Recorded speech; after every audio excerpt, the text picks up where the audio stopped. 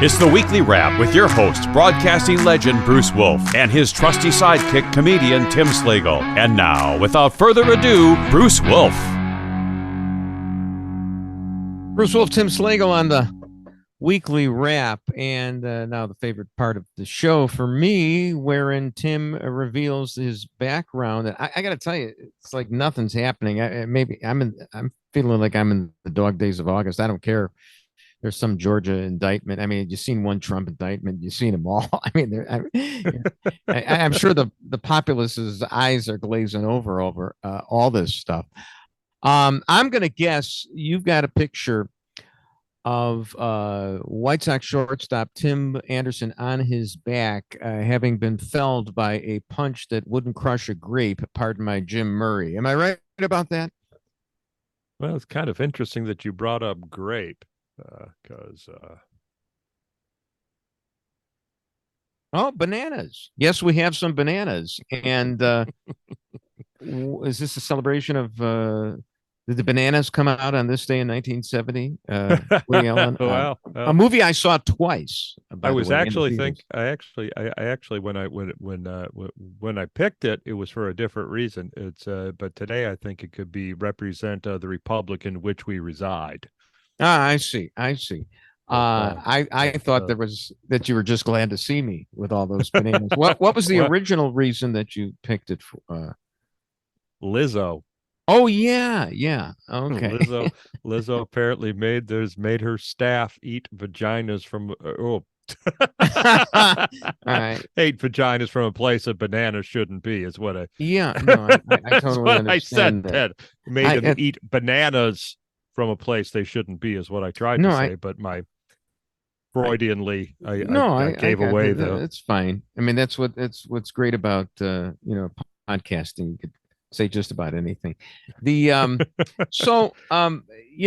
we're taping this, and we're just going to guess when things are happening. Apparently, as we're taping, the Georgia indictments are imminent for Donald Trump. There's this fake elector scheme, but I mean, at this point, there's actually a schism still within the conservative movement as to whether Jack Smith's latest indictments, not the ones from Mar-a-Lago, but the ones based on January 6th, really whether they pass constitutional muster. And I mean, if you got even conservatives debating this, where's that going to go? I mean, nothing so far has really resonated that much. I could even tell you that, this guy, Eli Lake, who writes and has a podcast, says that it makes a pretty good argument that there shouldn't even be an espionage act, that it's so arbitrarily and capriciously enforced. So, witness what happened or didn't happen to Hillary under that. So, I mean, you could practically throw that out in public's mind. You can throw out Andy McCarthy of National Review.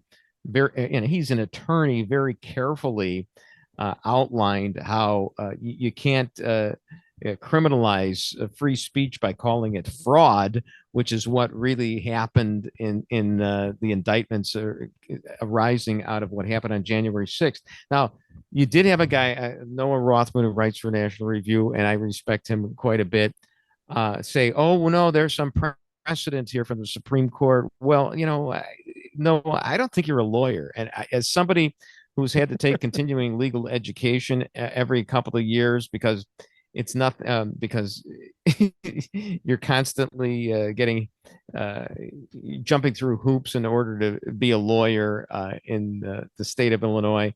I resent some non-lawyer deciding what constitutes precedent or not. All I can say is there's a term in the law called shepherdizing, and all that means is that you got to update your brief to reflect the latest law. And Andy McCarthy had the very latest law from the Supreme Court as of a few months ago, ruling on the Cuomo case and showing. And I know this is getting very dry, and but just showing that in short that you can't.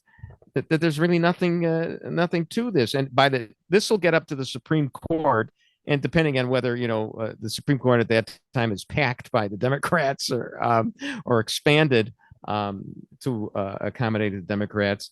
But if it's the makeup of a court like we have now, they'll throw this out. So okay, we got Georgia as well.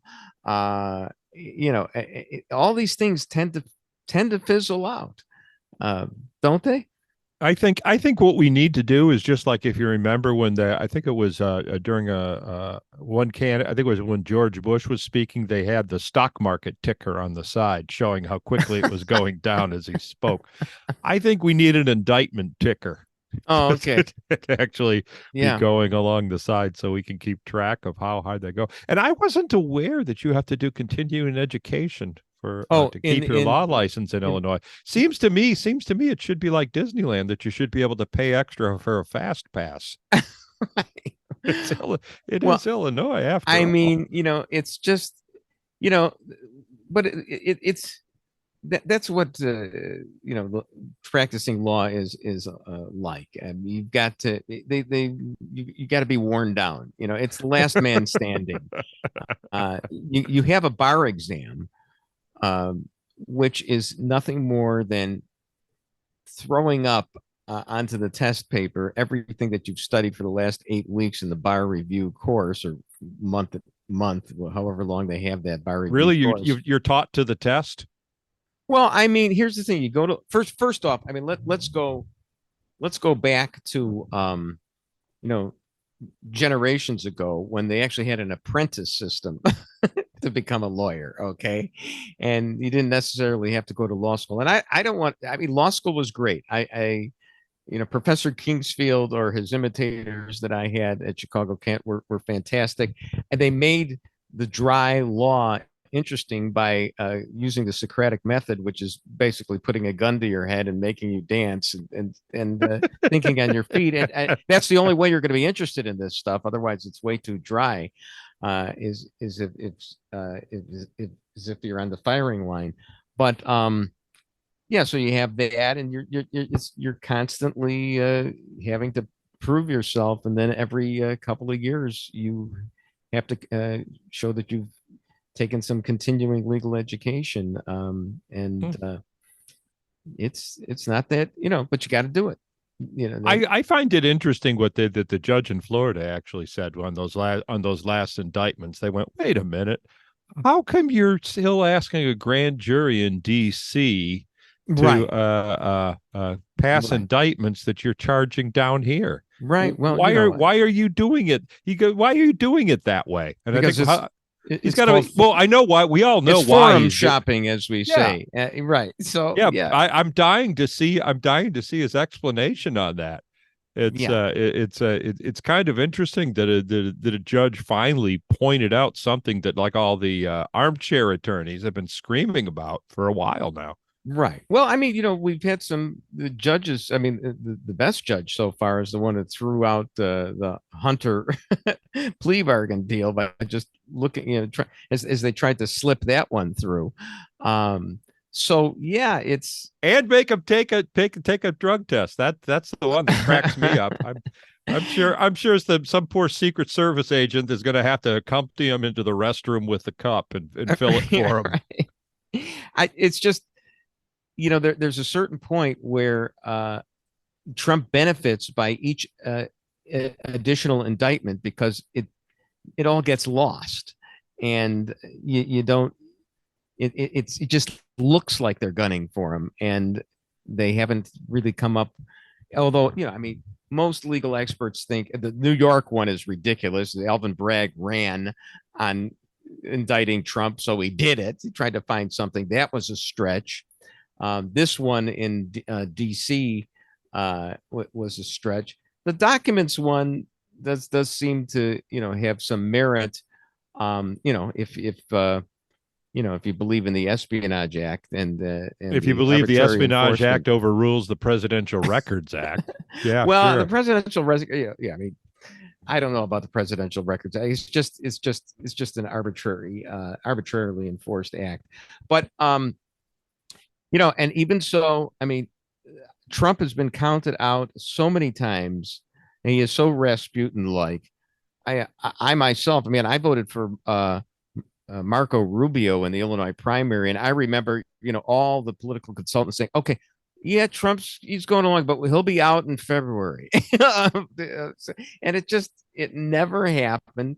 But he did lose, and finally in 2020, if you believe the results, which I do, he lost then, and I think the latest research shows that candidates who've been running on the stolen election theory, even if they're talented candidates, have not been winning. And I mentioned that.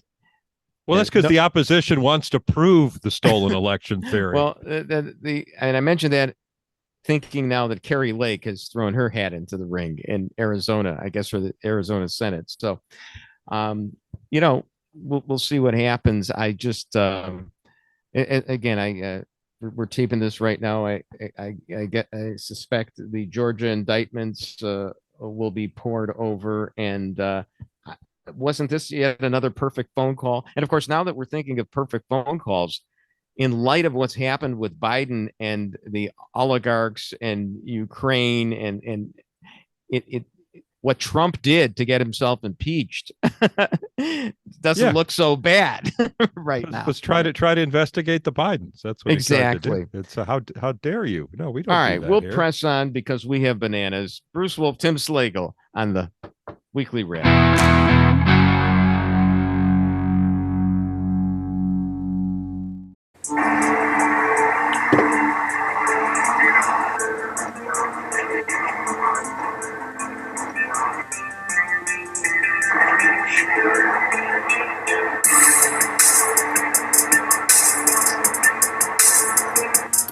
Rapinoe missed her attempt in a penalty shootout against Sweden over the weekend to doom the USWNT at the 2023 FIFA Women's World Cup in Melbourne. Bruce Wolf, Tim Slagle on the Weekly Wrap. Yeah, Tim, I'm almost she kicks like a girl, doesn't she? Well, I'm just saying, I'm all soccered out from having watched the third season of Ted Lasso. That's all I got in me, soccer. But I did notice that a lot of American men were cheering the feat of the women, and that's not exactly chivalrous, but you got to care enough to rip her. I don't care all that much about what happened. I wasn't watching this on Sunday. I was coming home from a golf trip. I wasn't even thinking of that. But to the extent I do care about it, I'm glad we lost. And she was asked, what was the greatest thing about being part of this? And she said, equal pay. Wasn't all the championships. Her favorite memory of playing for U.S. Soccer was equal pay. My question is, why did they get equal pay? I mean, are they as unpopular as the men? Does the market determine this, or is this some kind of socialist system where women? I think it was the market because as much as we're trying to make soccer as popular here as it is in the rest of the world, it never will be. Right. Is American boys grow up thinking soccer is a girl's sport, and you can't have a girls' sport where the girls make less money than the men. Well, it's just a question of who supports it. Who comes to the games, or what kind of TV deal they get. And if they do, it's not even that. It's who watches it is young girls. Girls love soccer. It's a first sport, I think, where women actually compete not equally with men or against men, but it's like as much attention has been put into girls soccer as it has been put into boys soccer. So are you saying that young women watch girls soccer, watch women's soccer? They actually watch it? No, they don't. They do, but it's sort of a psychological thing. They want. Well, I'm just wondering. They want to know it's there. Well, I just want to know why the equal pay. To me, pay should be determined by the market. If they got the market, fine. But it's kind of like opera. Okay, nobody really enjoys opera, but every big city has to have an opera. Why? Yeah. Because it makes people feel better that it's there. Sure. No, that's women's soccer. That's all it is. And of course, you have to pay the women as much as the men, because otherwise, now, I mean, because wasn't this the team that lost to some high school boys?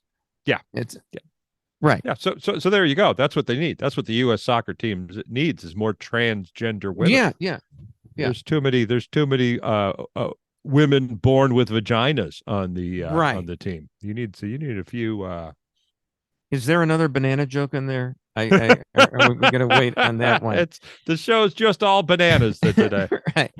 So, there was this tweet I saw about racism causing obesity. Well, of course, that's sure, a quotidian statement. Of course, we know that racism causes obesity because people who are poor have nothing better to do than eat, high caloric, Big Macs, and I don't blame them. But yeah, this story: racism and obesity are inextricably linked, says a Harvard doctor, and here's how she thinks that can change. I actually listened to the quote from this woman, and she was just saying that it's not your fault if you're fat. Well, first, if she's at least admitting that being fat is not good. I mean, we've got to pass that threshold because now we've gotten past the fat shaming threshold. Yeah, it's not good to be fat. And then I'm sure there's some diets. There's only 10 billion diets out there, which in the end, all diets are the same. It's just and they're all good. It's the people that are bad. And you've got to get, at some point, willpower comes in. I mean, we haven't invented the pill yet that's going to do it. We don't have the AI that's going to digest our food yet. We used to have pills. We used to have diet pills. I remember AIDS. Do you remember AIDS? AIDS?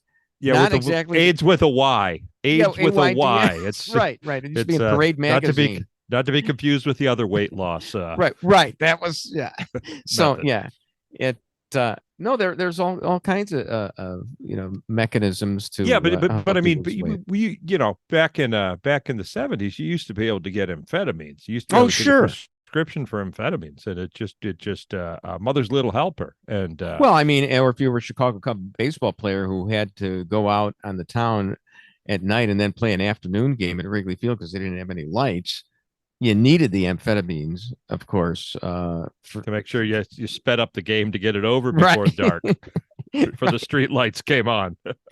Right. So, well, here's the thing. And this, at the risk of sounding very turn of the century anthropological, I saw somewhere that the reason why the people in the Pacific Islanders tend to be overweight is because where they came from was thousands of miles away by canoe.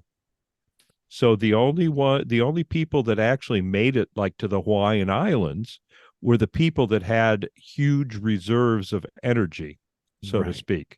And then, as a buddy of mine pointed out, and we're big enough that when it came down to them or the skinny one who got et, or it was like a migration. 2,000 miles by canoe. So of course it's only so there is some genetic propensity, I think, to gaining weight, that when you have an abundance of food that you will put on the weight because it's a evolutionary survival technique. Well, I mean, think of the Rubenesque paintings. In those days, the elite had rolls and rolls of fat because they were able to eat. The skinny girls were dying at age 12. So I understand. Nowadays, people in America, the poor in America, there's more dying from obesity related disease than malnutrition. Well, right. I mean, should be looked at as a victory. Oh, it definitely is a victory. I remember a CBS documentary called Hunger in America in around 1962, and it was showing Appalachia with all these distended bellies, and that doesn't exist anymore. So here's what I'm thinking, though. No, the only people starving to death in America today that I can remember reading about are Lady Gaga and Mary-Kate Olsen. Right. No, it's Karen Carpenter. What are those? If you want to get to a reference that I actually understand. But how about this? Because racism causes obesity, how about we give millions in reparations, for that, but you can't spend it on food? Wouldn't that be just the most agonizing thing in the world. Free gym memberships. That's what we'll do. Right. Yeah, that would just be about the worst thing. So yeah, speaking of Lizzo, and you know that you're on this story more than I am because you got the bananas in the background. So she was sued for fat shaming her dancers. Among other things, yeah. Yeah. Lizzo accused of sexual harassment and fat shaming Ariana Davis, Crystal Williams, and Noel Rodriguez. Wait a minute. It would help if I actually read these stories before they're thrown up in front of me. Although I like doing the kind of show where you just guess the stories, infer them from the headlines. It's kind of like it's kind of like the right-wing version of Wait, Don't Tell Me. No, right. Come on. You could. I used to do this with Dan Proft all the time on WLS. I said, let's just intuit the story. We're 75% chance we're going to be right about this. So wait a minute. How could Lizzo, who herself is a porker, fat shame anybody? You wouldn't think, right? You wouldn't think, right? She's supposed to be the ambassador. She's supposed to be the ambassador for body positivity. That you're not, that it doesn't matter if you're a good person. That's all that matters. It doesn't matter how many rolls of fat that good person is buried in. But as far as her dancers, you want those hot people. I get it. Well, that makes sense because you need the compliment. It's part of the act. She carries all the weight, and the rest of them, have to look svelte. I totally understand that. I don't think that's hypocritical at all. That's the act. Now, tell me this thing about we alluded to at the top of the show. What's this whole, because Tim is our with the cultural bananas? Correspondent here. I'm off in the legal clouds all the time. What is the thing with the bananas? Well, apparently, after the shows in Amsterdam, her and some of the dancers went out to some of the Amsterdam's most notorious clubs, and some of the performers they would shoot projectiles from a place that I'm sure you can imagine into the audience, and then actually inserted bananas into there, and Lizzo made her dancers eat those bananas. Eat the bananas. Eat the bananas while they were still being held by the Amsterdam performers. In yes, right where you think. Between the kegels, as we say. And they kind of here's the thing. I could see her forcing them to do one thing, but then she should allow them to be fat as well. No, just all banana diet. That's onerous to demand both things. Well, she sounds like somebody who is absolutely drunk with power, and she deserves it because she's gotten up there. But speaking of the movie Bananas, before, she sounds like the guy, the revolutionary who becomes the head of the country in the Caribbean and starts ordering people to wear their underwear on the outside and changing the national language to Swedish, and everybody who's not 16 is now 16. You get drunk with power, and so it's fun to watch Lizzo do this. And she does wear her underwear on the outside. So exactly. Bruce Wolf, Tim Slagle on the Weekly Wrap.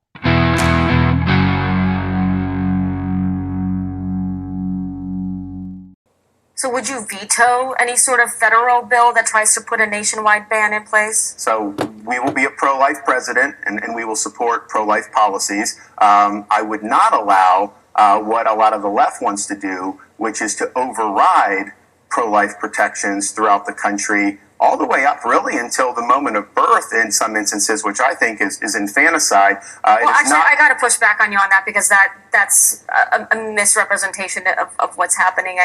That 1.3% of abortions happen at 21 weeks or higher. There's no evidence of Democrats pushing for but their abortions their view is that all the way up into that, yet there should not be any legal protections. There is no indication of Democrats pushing for that. So Bruce Wolf, Tim Slagle on the Weekly Wrap.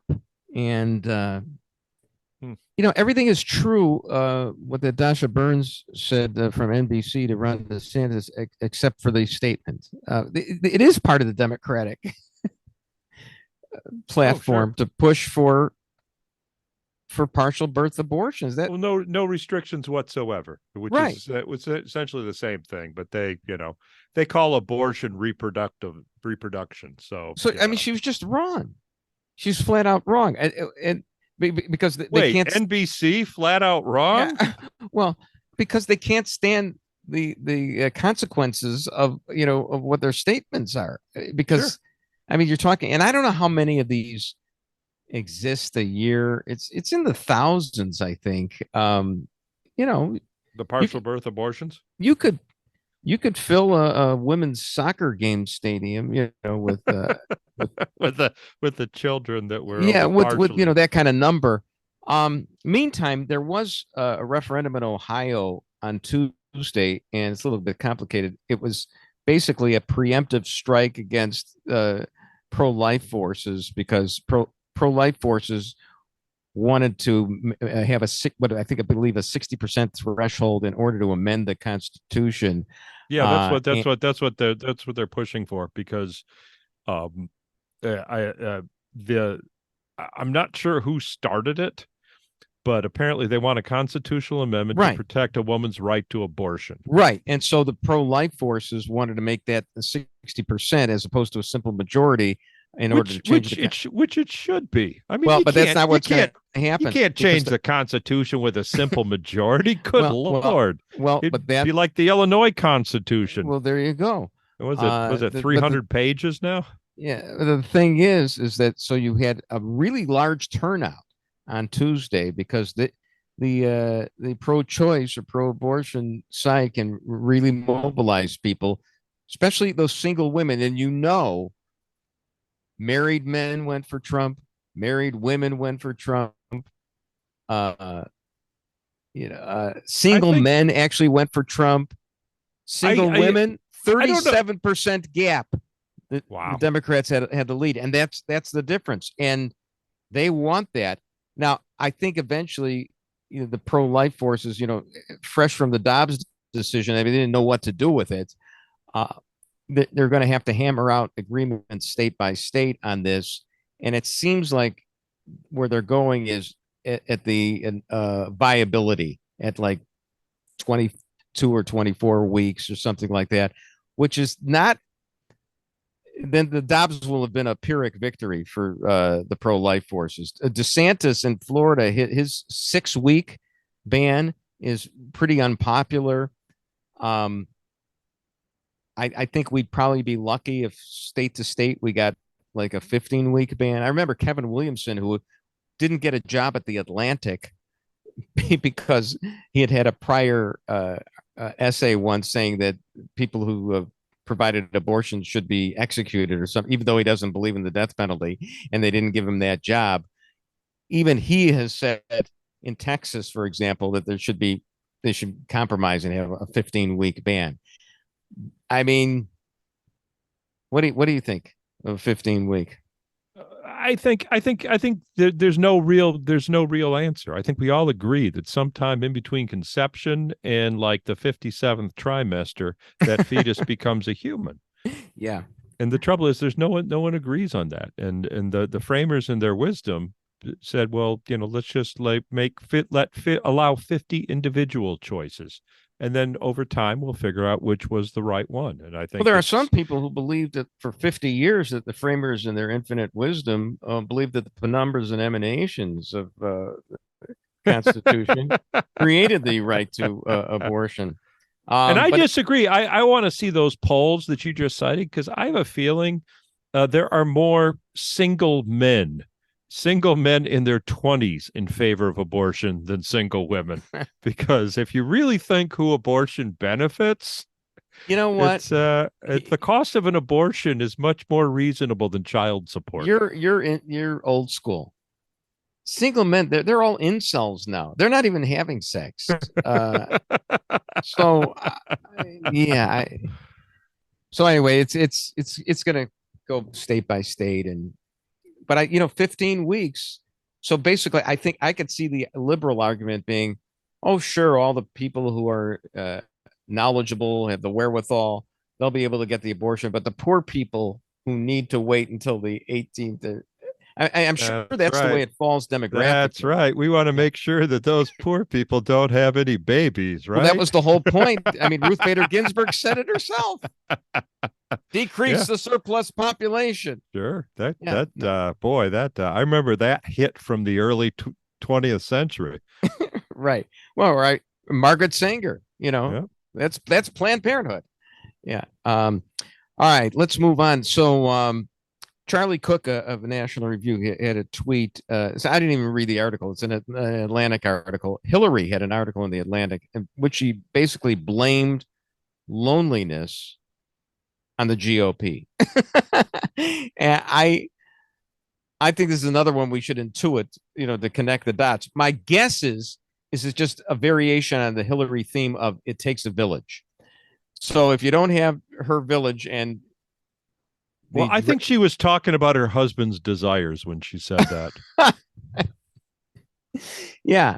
So it's I love these phrases that Democrats come up with that you can twist like that. Like when Joe Biden said, "There's no such thing as someone else's child." Really?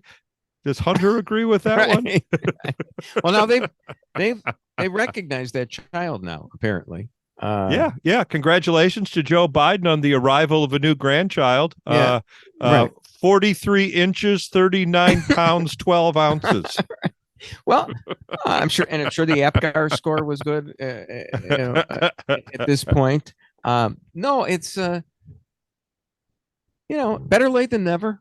And I'm sure Biden on his deathbed will admit that he was getting money from Russian oligarchs. That came out on the day that we're taping. That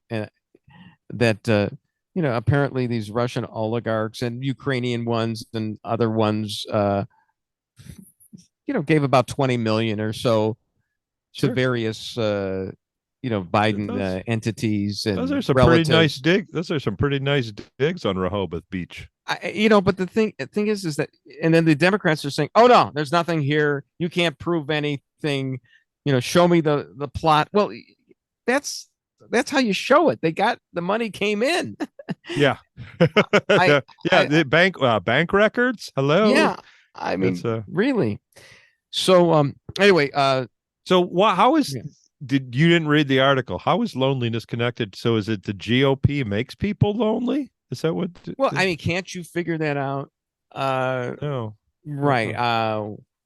Why are people isolated? Because remember what Obama said: government is the one thing we share together, and so okay. that's. I mean, that's what I'm thinking. And so if we're all in it together, and Hillary gets to lead us, of course, and decide what's going on, then we're all going to be happier. But you don't want this rugged individualism and isolated people and the atomistic society, which is that's what the Republicans stand for. Even though the Republicans don't even stand for that anymore, because Trump is the head of the Republican Party, and he's and he's all about a lot of socialist things that people won't. All I have to say is, how many middle-aged Democrat women are there single and living with their cats? Okay. So moving on here, speaking of togetherness and loneliness, tweet here: married people, according to some survey says married people are the happiest. New research from the University of Chicago finds marriage is the most important differentiator of who is happy in America. Startling 30 percentage point happiness divide between married and unmarried Americans. Well, of course, it's that Milton Friedman capitalistic old school University of Chicago. You can throw out those results, can't you? I'm just thinking that after these results, Anna Karenina said, "Now you tell me."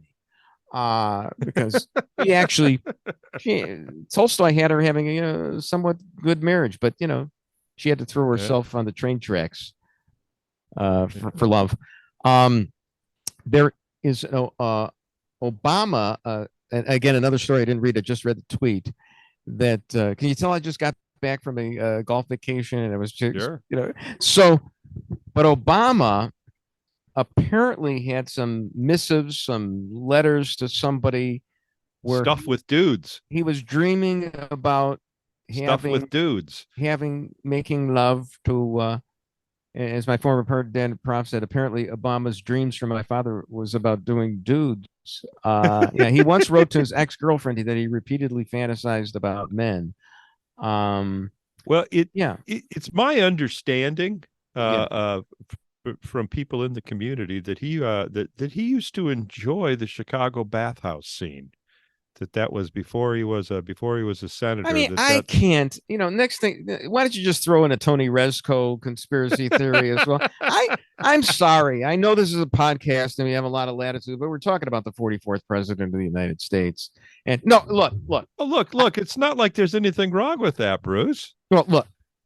I mean, in today's society, considering that his publicist sold him as a Kenyan before he wanted to run as an American, and considering that dreams from my father, according to Andy Ferguson in an article in the Weekly Standard years ago, when compared with the David Moranis comprehensive biography of Obama, shows that even those so-called composite characters that suffered from racism in dreams in his when he was growing up in Hawaii, they're not composite. They were total fabrications.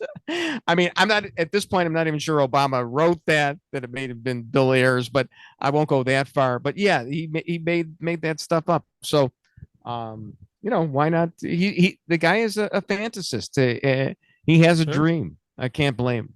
What's amazing to me is how people are covering it up. It seems to me that the media should be celebrating the possibility of the first gay American president. Yeah. I would say so. And remember, he finally came out for gay marriage. He wasn't originally for same-sex marriage. He wasn't. Trump was the first candidate ever to be in favor of same-sex marriage. Obama wasn't, but he came around, and maybe he'll come around and admit to this. Bruce Wolf, Tim Slagle on the Weekly Wrap.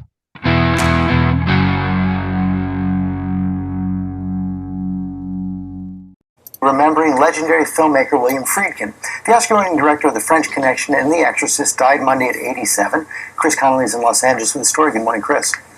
Hey, good morning, George. In a 60-year directing career that was never short on risk and daring, William Friedkin made his greatest mark in the 1970s with two era-defining hit movies that knocked Hollywood for a loop.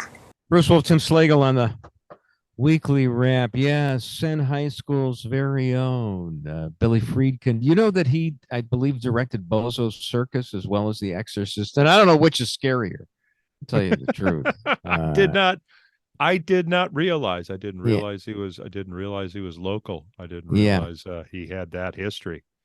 Of course, as I've said, a number of times, since it's one of the seminal events of my life, the real January 6th. It's not 2021. It's January 6, 1974, when I saw The Exorcist at the Lawrence Wood Theater and didn't even know what an exorcism was when I walked in. When I walked out, I kept the light on. Well, I still to this day in the bedroom at night, keep the light on. Wow. And somebody once said about that movie that what really was scary was that it was so loud. I think they were experimenting with Dolby sound in the movie theaters, and it was just very loud. Wow. People, yeah. So I didn't see the movie. I didn't see the movie till years later, because when it came out, I was a teenager, and it was I don't think I was old enough to see the movie. And the Catholic Church said you were not allowed to watch that movie. The Catholic Church said absolutely. Why would the church say that? Why would they say that? I mean, they were still a little bitter about the fact that the movies that they couldn't ban movies anymore. Oh, right. Exactly. The rating system came in the 70s, if you remember, and movies that normally could not be made because of the code, motion picture code, could now be made as long as they were marked. So the Catholic Church they had a restricted list, and The Exorcist was right at the top.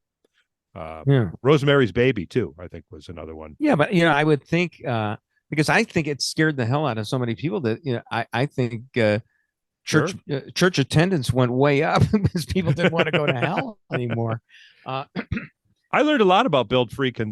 Friedkin, if I say that right, that I did not know after his death. I did not know that. I didn't know that The Exorcist and French Connection were directed by the same guy. Right. That was news to me. I also didn't know that The Sorcerer was pretty much the end of his career. Okay. It happens.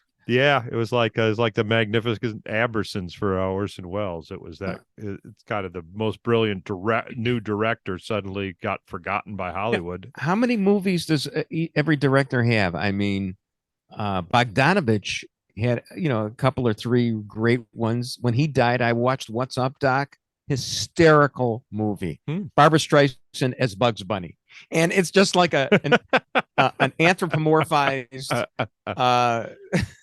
Bugs Bunny cartoon. It was very, very funny. I still don't think I've seen that one. I just saw Scorsese, talking about movies, and he was talking about a scene in Psycho where Tony Perkins is talking, being interviewed by the cop Martin Balsam, and he describes the way the shooting went, and it's really interesting the way he did it. And then at one point, Tony Perkins flips on a light switch in the room, and then they cut immediately to the neon sign of Bates Motel and cut right back to Tony Perkins, and that is supposed to be analogous to Tony Perkins stabbing Janet Leigh, and then they're cutting right out of it. And I'm not that subtle. I'm wondering if moviegoers actually see that, and they don't, but they probably just get the whole feel of it, and they can't articulate what's been done there, the way it's deconstructed or just explained by a great director like Scorsese. But I mean, nobody's going to catch how it's parallel, the flipping of the light switch and with that, but it probably works on a subconscious level with moviegoers, I would think. The first film he made, and I was not aware that this film even existed, was called Let's Go, I believe, starring Sonny and Cher. Is this Scorsese? No, Friedkin. Oh, Friedkin. And it was his first crack at a Hollywood movie, and it was well, I mean, they hired him. They hired Sonny, like was looking at a bunch of applicants, and hired a screenwriter. Yeah. It was all produced. Sonny was producing it. I mean, he pretty much was the genius behind Sonny and Cher. So he's producing it. He hires Friedkin, and he hires a writer who says, okay, we're going to do like a picture behind a picture is how we're going to do it. Right. But both Sonny and Friedkin did not like the condescending nature of the writer. Because apparently the writer thought he was too good to be working on. Well, the writer probably had more skill at writing scripts than Sonny had in acting, and that Friedkin, who just come from Bozo's Circus, probably had it directing. But so they canned the writer, and then just went forward with his idea. And Sonny and Friedkin, they put the film together. And I think Friedkin said that it was the most fun he ever had before or since on a movie. Oh, really? Isn't it fascinating? But I assume that the movie wasn't all that good, right? No. If you read about it, it reads like a Sonny and Cher show episode. It's a bunch of sketches, the comedy sketches with Sonny and Cher.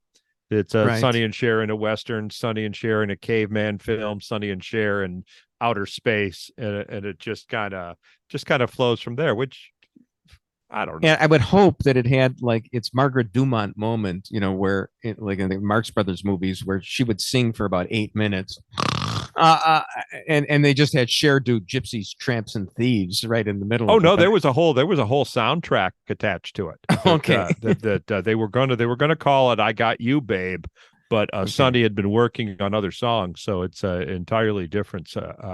Good Times, not Let's Go. It's Good Times. Good Times. They had just written the song Good Times and decided to make that the film's title film, trying to, as the marketing genius he was, tried to sell that hit. Right. And a trivia question, I believe it's I Got You, Babe. It's certainly a Sonny and Cher song that is a staple of what famous movie, and that people absolutely love. I know this because during the pandemic, I downloaded the song and made it my wake up song. Well, yeah, sure. It's a wake up song. And what movie? Because it is a wake up song in the movie. Yeah, that's why I did it. What's the movie? It's Groundhog Day, because that's what the pandemic was starting to feel like. So I said, right, exactly. Oh, wouldn't this be clever? Every morning, I got you, babe. Absolutely. So turning to more important things, I noticed it must be the August rerun season, summer reruns. On Sunday and Monday in the New York Times, the spelling bee. 5 of the 7 letters were the same. I was just beside myself. I was repeating the word Dahlia, Dahlia, was in both of them. No, I was just beside myself. Why can't they mix it up a little better? Well, Bruce, I think you have mentioned before, haven't you? Oh no, it was the crossword puzzle crossover with the spelling bee. I was thinking that Wordle. That's probably maybe, with the writer's strike, they had to hire the same guy to do both Wordle and the spelling bee. I would totally explain that. Well, the thing that really bugs me is that the New York Times, which prides itself on consistency and style, I'm sure, recognizes the word aurora in crossword puzzle, but not in the spelling bee. So it's just, and that really rankles me. I know that's. I think that rankles number 2 under the Don Lemon story. Don't get me started. Listeners of our podcast will know that the Aurora thing and Don Lemon are both repeatedly visited. Don't get me started on that. Should we show Donald Trump being kind to Chris Christie? Sure. Apparently somebody had said that Christie is fat, and you don't rebuke somebody in that fashion. And do we have Donald Trump? It's actually body positive, isn't that the word? Yeah, I think you're right. Body positive. That's the way it's done. Do we have that soundbite, Chris? Or is it calorically challenged, perhaps? But I shouldn't have asked. Oh, here we go. Maybe just a 2-seater. How about that in the airplane? Call him a fat pig. That's very disrespectful. Don't call him.